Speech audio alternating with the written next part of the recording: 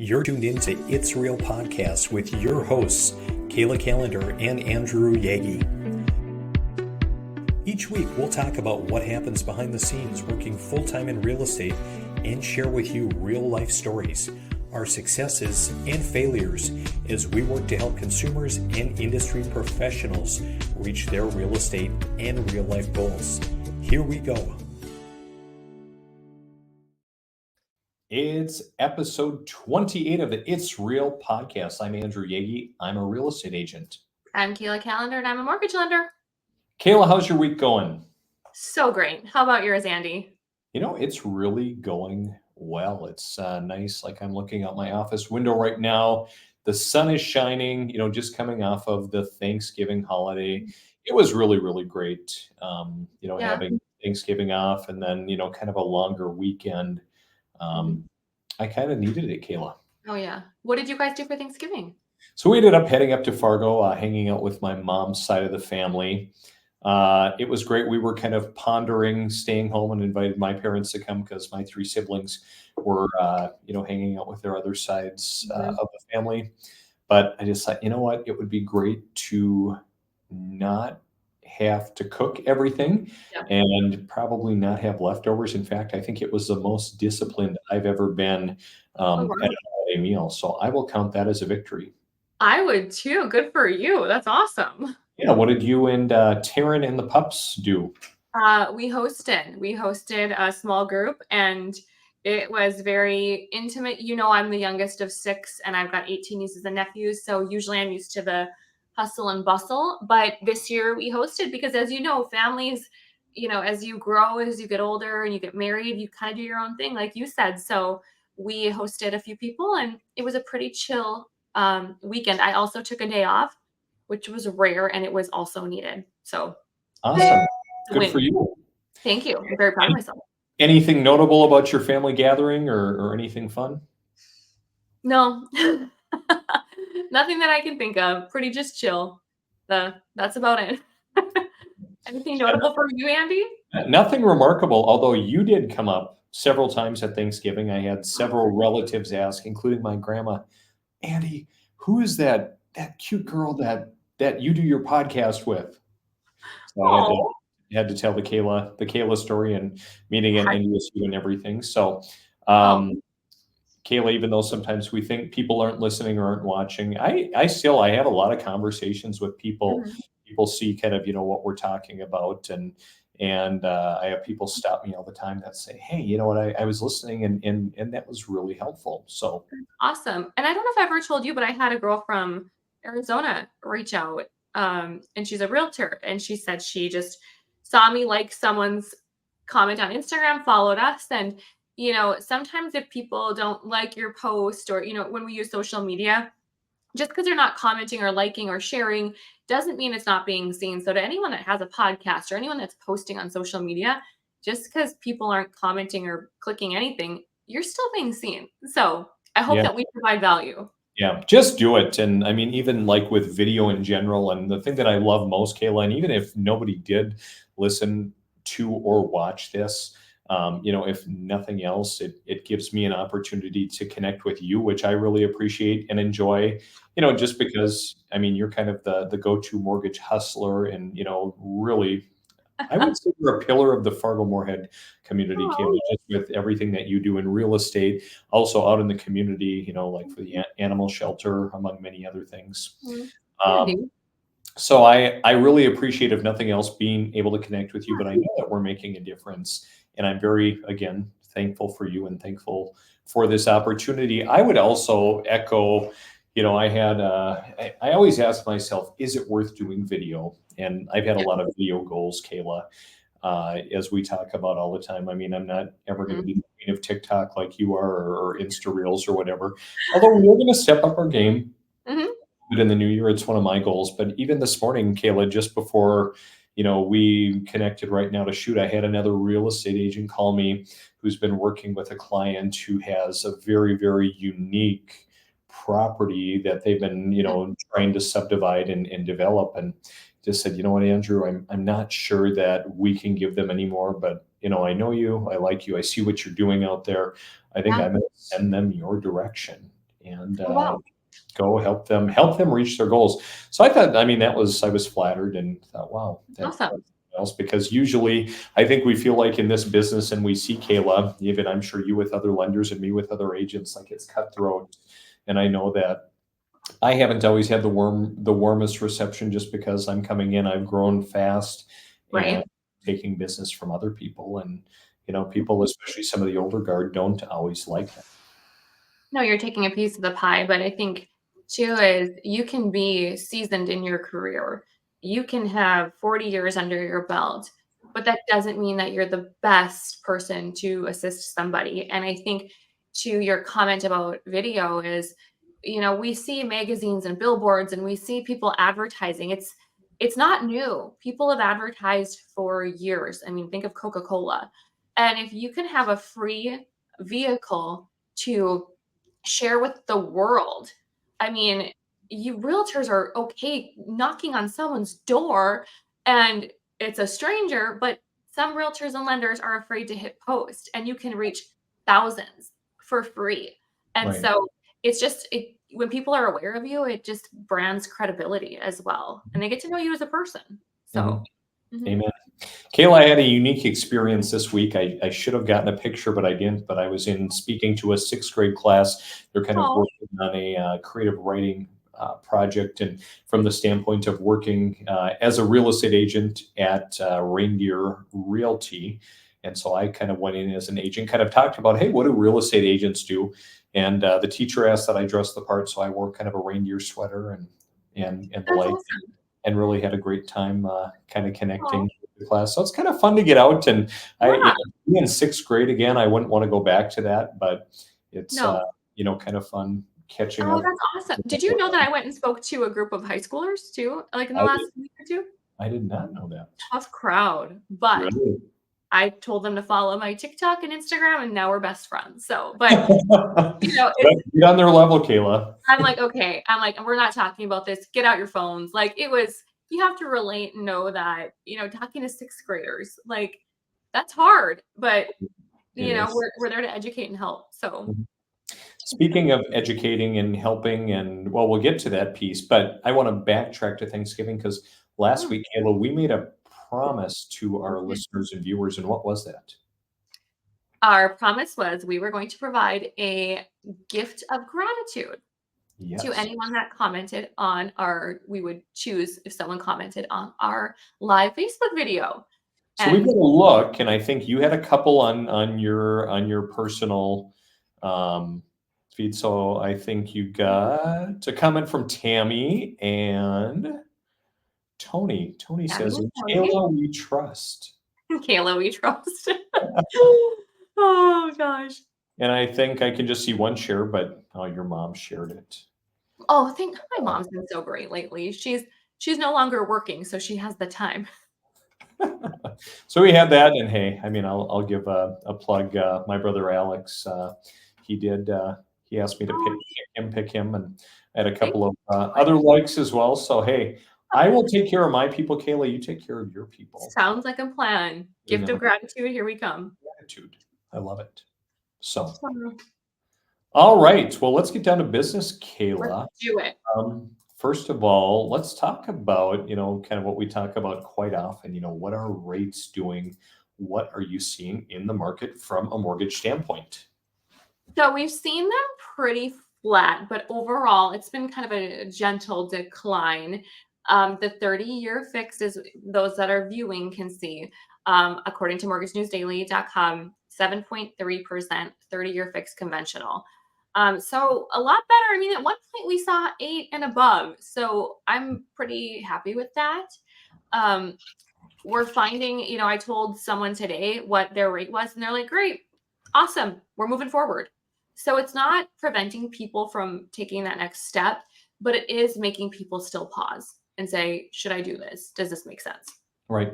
And I think another great program you like to reference, of course, Minnesota has some great Mhm. programs, but North Dakota Housing and some of their wonderful options and rates that are quite a bit less.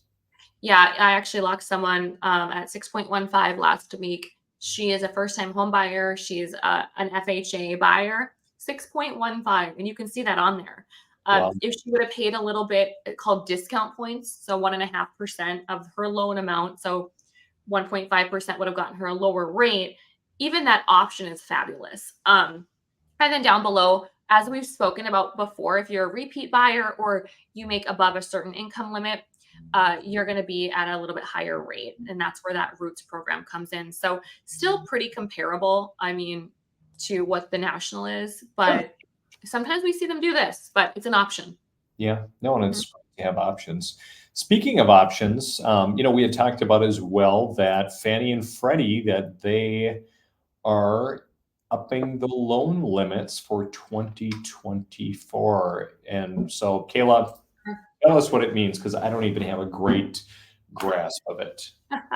That's okay. That's what I'm here for. So a lot of people see on their Instagram or Facebook or LinkedIn, oh, okay, cool. The loan limit increased. What does that mean? Why do I care? So the simplest way to put this is that once you have a loan size that gets beyond a certain dollar amount, it's called a jumbo. And jumbo has more red tape. You might need more money in the bank. The rate could be higher.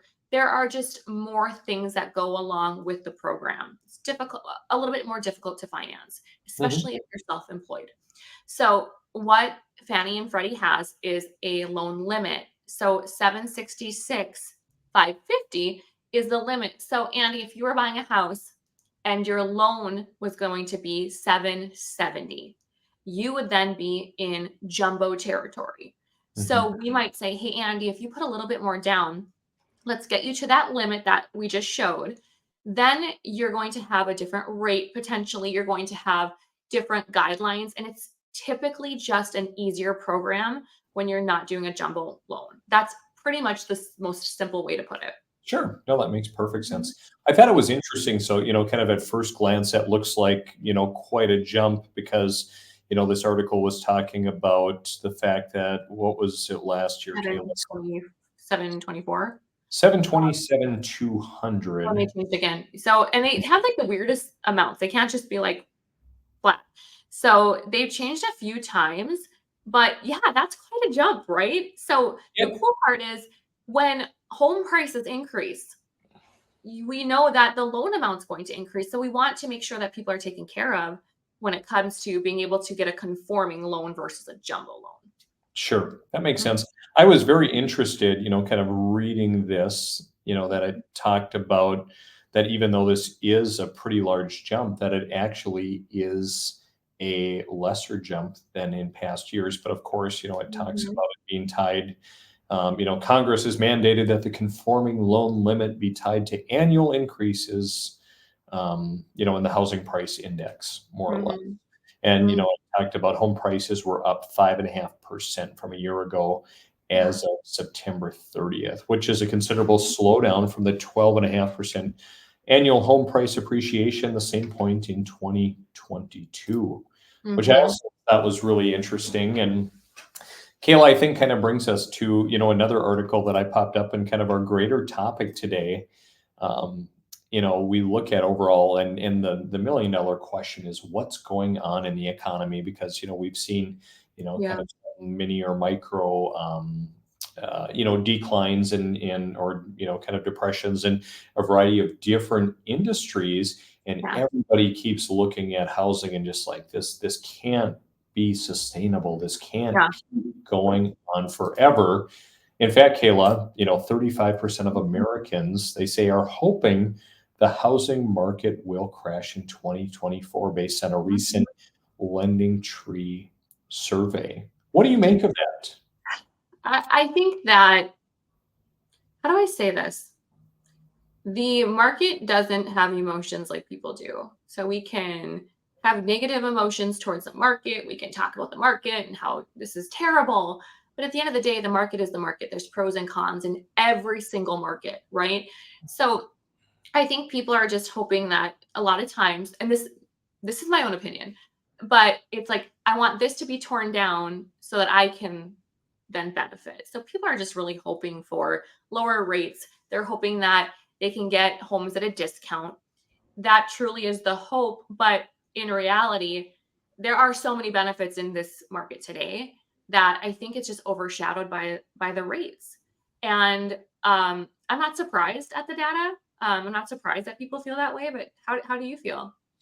Well, I can definitely appreciate this sentiment, just because especially looking at the largest group of home buyers, the millennials, age what, roughly Yeah. 34, 35, who are really having trouble getting into a home. And even some of the buyers I've been working with lately, they're trying to find housing. It's really, really challenging, and affordability, is pushing people to the brink, It is. in a lot of ways. I mean, I look at some of my, my rental property tenants, and even recently, I've had a lot of people who have been behind on payments, and luckily, there are great programs out there that kind of help them as they're going through difficult times. But realistically, the price of everything, has increased, and it puts negative pressure on everyone. So you throw increased housing prices, you throw interest rates that are, at near record highs, and it makes things very, very challenging. It does. And I think you just hit it. It's like everything is going up. So then it's just the cherry on top that the interest rates are changing too. And, you have to be making a lot more money to be able to afford the home now. And I think I look at it two different ways, Andy. It's like, people were looking at 2, 3, 4% when, yes, that was a great time to buy. And people that are in those rates, yes, they're paying less. But I think we also need to look at it as maybe were we as consumers viewing that as that is the norm. And so now it's like we can't afford that. Were our sights set too high? And that's where I've been wondering how the consumer is feeling. Is Mhm. were they basing their dream home off of this rate when in reality they should have been thinking something else? Now, there's no right or wrong answer, but at the end of the day, it's frustrating and it's emotional. And we need to be those um, market leaders and educators to find ways. Hey, if this doesn't work, can we try this? And we really need to strategize. And my message today to people that are feeling that heaviness or hopelessness is still meet with lenders, still meet with realtors. Had a girl the other day that didn't know if she should sell. And I said, contact your realtor and find out, what you think it's worth. Like, let's talk. So many people are quick to say, I've read the headlines, I'm done. I'm not even going to look at anything. But it's really cool, Andy, to see people that after they speak with me or their realtor and they come out and they're hopeful. And so, although this market can be heavy and it's different, please, please, please just speak to the professionals and see if there's anything that can be done, even if it's a band aid option. Mhm. Yep. Kayla, I always say if there's a will, there's a way, and people who are truly motivated and want to get something done, even if it's a little bit uncomfortable at the time, I mean, you can achieve whatever it is that you like. Yeah. It's just, do you Yep. want to put in the work, or do you not want to put in the work? You get So, what you pay for, basically, kind of thing. Kayla, I Mhm. found this article, really, really interesting. And, Lending Tree basically surveyed, 2,000 people age 18 to 77, on their general housing Wide sentiment. range. Yep, exactly. So it was very interesting. It talks a little bit about, just for a few more statistics here, the fact that households with children younger than 18 were more likely to predict a crash, 55%, than households with children Yeah. older than 18, only 35% of What people. the heck is that about, I wonder? I, you Hmm. know, I tend to think it's probably again that younger group that maybe isn't as financially stable. Mhm. Looking at, hey, if I want to afford a house, or if I'm that move up buyer, or I'm trying to get into something, I need the market to crash. Yeah. Um, it kind of goes on to say, people with children older than 18, 35% homeowners were likely to believe in an impending crash, 46% versus non-homeowners. Mhm. 25% said the market won't crash in the next 12 months. And even those that said a housing crash is on the horizon, the majority of those individuals are not scared. 36% of which said it could be a benefit. Mhm. Them looking at property taxes dropping, another 15% saying it could lead to future stability, and so on and so forth. So, Yeah. It's interesting. I'm curious what will happen. I'm curious what the next 6 months will look like because traditionally this time of year, is when it's slow for real estate. But I'm curious to see what's going to happen. And if people are going to say, you know what, I'm not going to be able to buy that $600,000 house. I'm going to go with the 400. I'm just curious what's to come and what people will decide. Mhm. What are your predictions, Kayla? What are you looking for in the spring market? I think that we will see I think we will see a gentle decline. I don't think we're going to see rates just plummet. I think that we will slowly see a decline in rates probably by the end of the year into 2025. I know in the past, probably 6 to 9 months, I think a lot of forecasters thought that we would see it by now, but I foresee a gentle decline. I don't see anything abrupt happening. I also think that there's a lot of pent up energy. I think people are in apartments. I think people have pets and animals and kids, and sometimes it's not just about the dollar. It's not just about that. It's about the feelings, the emotions, the things that go with owning a home. And I think come spring we will see, no matter what rates are doing, we're going to see those people come out and start having conversations again. I So what like about that. you? Yeah, I think rates are going to continue a gentle decline, and I think they're gonna keep declining, through the end of next year, even if there is, some necessary government intervention. It seems the Fed usually lags at least 6 months behind, but I think Mhm. we'll see rates continue to drop, and either that or there are going to be other key economic factors. Kind of like the Fed didn't drop rates, but unemployment was up, and that's what sent our big rate plummet recently. So I think looking at some of those key factors, I think things are gonna be a little bit tougher in the overall economy, which is going to be positive for mortgage interest rates. I think we're Yeah. going to see a little bit more inventory next year. Already this time right now, we seem to have more inventory on the market. I think we're going to see more people who have been kind of holding off selling. They're going to put their home on the market. They're going to Mhm. kind of take the plunge and say, hey, you know what, we need to do something. We have goals, so we'll see more inventory. That's going to be slightly better for buyers, but I think with rates declining, I think sellers are still going to be in the driver's seat, and it's going to get a little bit more competitive, I think, for buyers. Even after the first of the year, for sure in the spring. Yeah. But I still think buyers are going to have a little bit more time to make a move and Mhm. probably still be able to get some sellers concessions. Exactly. Do you remember the time not that long ago when it was pandemonium to even see a house? People were making offers without inspections. They were making offers without, really even viewing the home. And I've had two clients in the last month cancel their purchase agreement due to bad inspections. And it makes me think, Andy, had we been in a different market, the market we used to have, those clients would have had issues after closing had they waived the inspection. Hmm. So for those that are wondering, and thinking this market is just terrible, wow, think of those clients that truly benefited because they wanted an inspection. So it just kind of puts things in perspective a little bit. Hmm. Absolutely. So, Kayla, 35% of Americans hoping the housing market will crash. I I don't think it's going to crash. How about you? I don't think it is. I don't think the data supports it. I don't think we will see that happen. And I think that there's a lot of media out there that just grabs attention and puts people in a little bit of a panic mode. Maybe a little But clickbait, even though yeah, it is an official survey by LendingTree, who I would say is halfway reputable. yeah, I would think they're reputable, and I think they're probably they're sharing facts and truths. But I guess we'll see what happens. Well, Kayla, I think that wraps up episode 28 of the podcast. Have a great week. I will if you will. We'll see you, Kayla. Bye.